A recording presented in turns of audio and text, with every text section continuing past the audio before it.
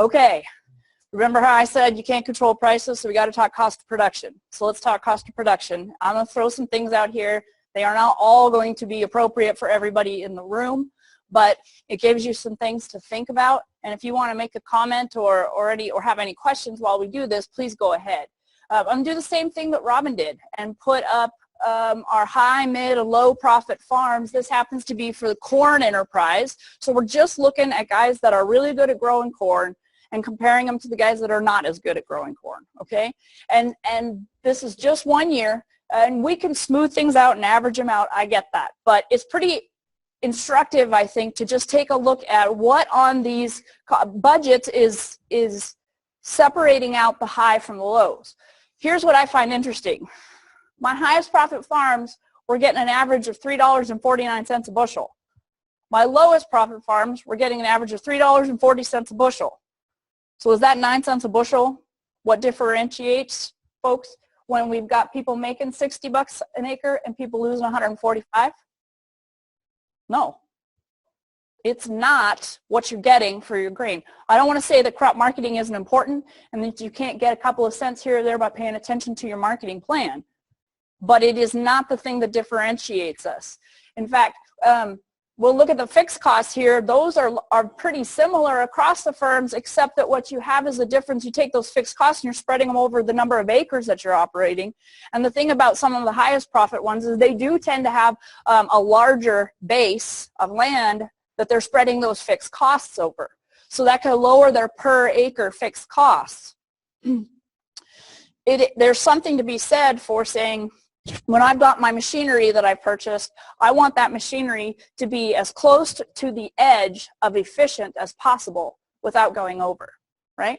So sometimes when we make decisions about whether or not we're going to pick up the next piece of ground, does that move us into a more or less efficient place with our machinery? Does it help us maximize the use of our machinery over those acres and helps us to drop those fixed costs on per acre basis? Or is it just enough extra land that it requires going out and buying one more piece of equipment or expanding somehow your machinery portfolio, and that all of a sudden pushes you into a less efficient place on your depreciation and machinery expenses. So there's something to be said for being as efficient as possible, matching up your machinery with your land base. That is definitely an important management decision.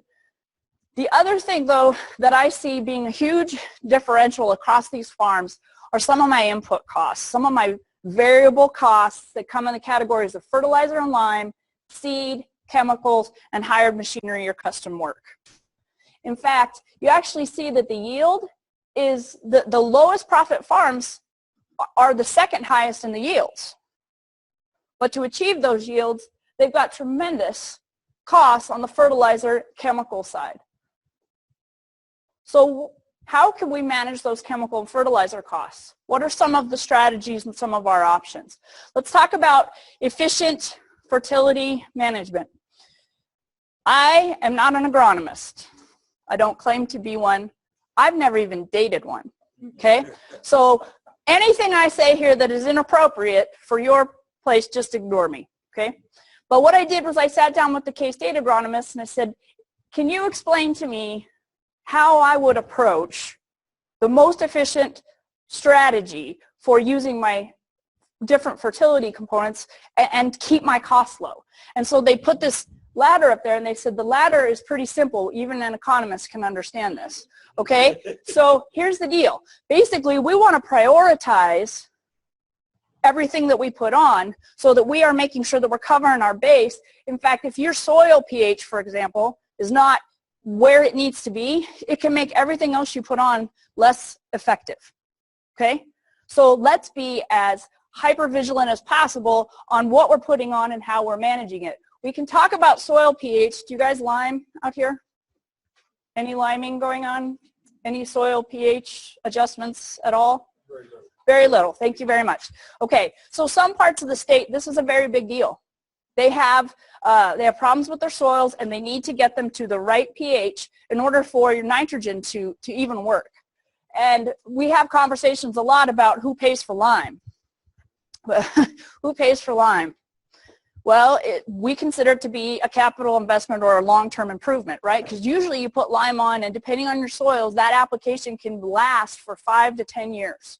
So do you want to pay for it if you've got a 2 or 3 year contract? Heck no, right? But if the pH of your soil is 4.6, it makes all the nitrogen that you put on very ineffective. And so what I'm challenging some folks who have some soil pH issues is it worth it to go ahead and incur that cost yourself to get the pH to where it needs to be in order to get your yield where it needs to be and your fertilizer to be effective? I understand that long-term we don't want to pay for things that we think our landowners should be paying for. But in the very short run, you could be hurting yourself by taking that approach of, I'll be goddamned if I'm going to pay for something that somebody else should pay for, okay? And I see some of you gentlemen in the room who have that look about you, where that's sort of your approach to life, right? And I pick on the gentlemen because women are never stubborn.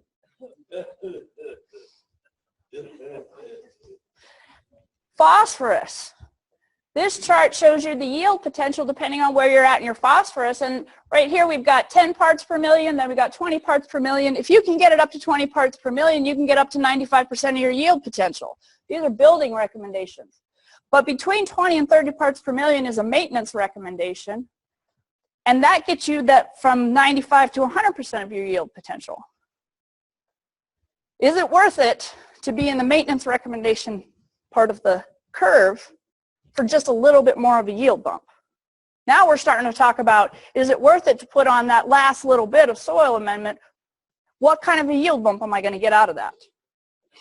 Am I better to keep this down a little bit lower because the cost of putting on that extra phos may not be worth it this year? These are short-run strategies, okay? I'm not promoting you not paying attention or not doing the best you can to keep your soil amended up. I know some of you have leases that look at, you take soil tests and it has to be at a certain level when you let go of that land is when you brought it on, right? So long run, we have to manage this ground. But there are some short run things that we can do as long as we don't adversely affect our yield potential that can keep these costs low. How many of you soil test? How many of you soil test at 6 inches? And how many at 2 feet? Okay, the 2 foot guys, you're the winners. Here's why. What does nitrogen do occasionally when it rains? It leaches. It leaches down into the soil profile. In fact, you can get some bands of nitrogen in no-till operations that set well below your 6-inch mark. But they're in a place where the plant can still get to them. So if you can get your soil tests and do them at the 2 foot level, you can get a much better idea of how much nitrogen you actually have available to those plants. You could very easily be putting on too much fertilizer. And I don't care about runoff or all that. I care about the fact that you're spending money on something that you don't need. So a little extra effort to do the soil test, make sure you actually need all of that nitrogen that you're putting on. Now, I got in trouble when I was down in Parsons because it turns out down there that nitrogen doesn't leach down in Parsons. It leaches up. Who knew? I didn't. But they corrected me. You guys keep me in check. It's all good. All right, last one. So we've been building up on this ladder, and we're saying, you get this in, you get your soil pH in line, you can move on to phos. You get your phosphorus in line, you can move on to your nitrogen. You make sure you're applying just enough nitrogen to do what you need to do. And then there's this category called secondary macro and micronutrients. And are they worth the dollars that you're spending on them right now? And a lot of people that I talk to would say no. That's something you can spend money on when you got some extra money. But right now, that's probably not a good place to put your money. Okay? Now, if I have any input dealers in the room, I apologize. It's going to get worse here. Okay. Those damn seed dealers, are they ever going to come down on the price of seed? Not if they don't have to. I believe they're in business as well, right? Okay, so how are we going to deal with this? Well, maybe we need to be willing to negotiate. How are we going to do that? Well, I was talking to a producer out in northwest Kansas. If I had to guess, he probably runs about 15,000 acres. And only 2 years ago did he decide what he would do is put together an email that said, I will buy all my corn seed from you. I will buy it by November 1st. I will pay cash, and these are the genetics I want. What kind of a price will you give me? Only 2 years ago did he start doing that.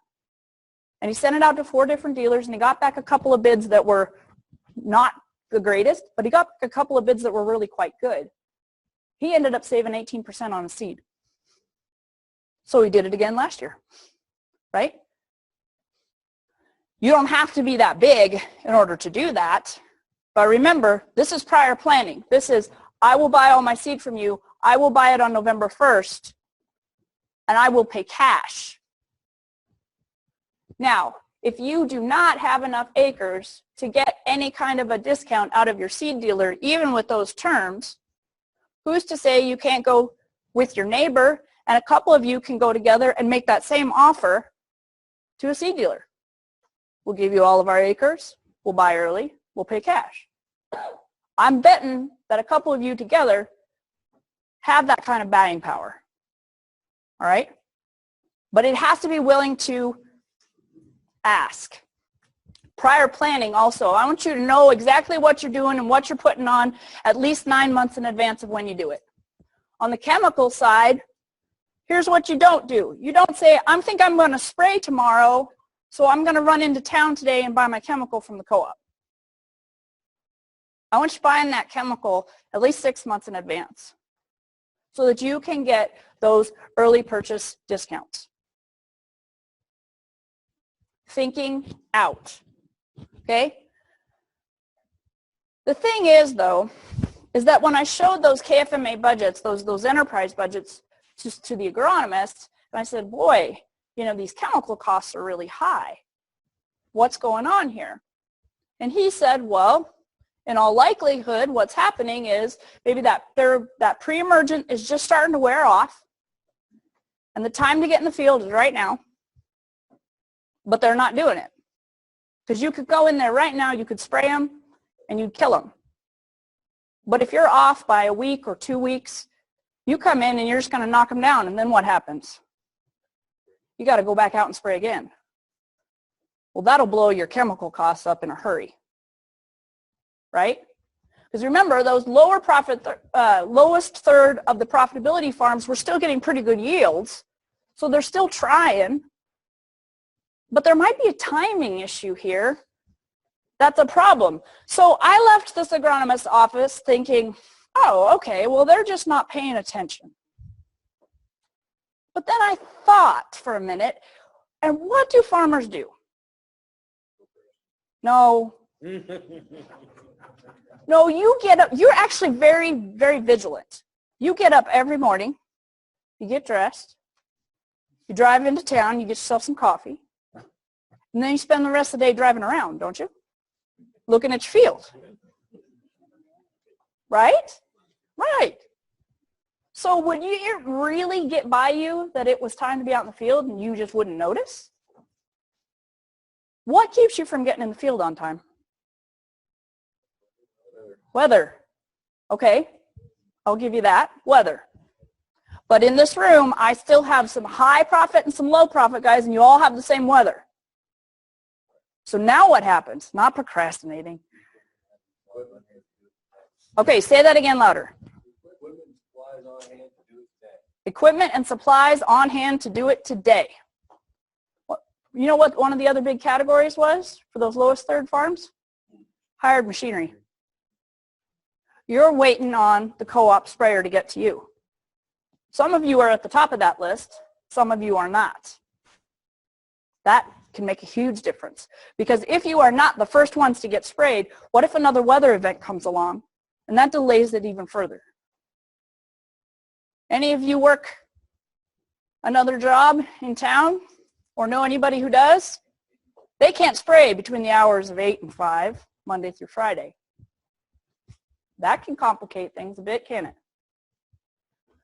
There are some things in here that are going on that can be a little bit hard to tease out, but they appear to have a pretty big impact on our cost of production numbers.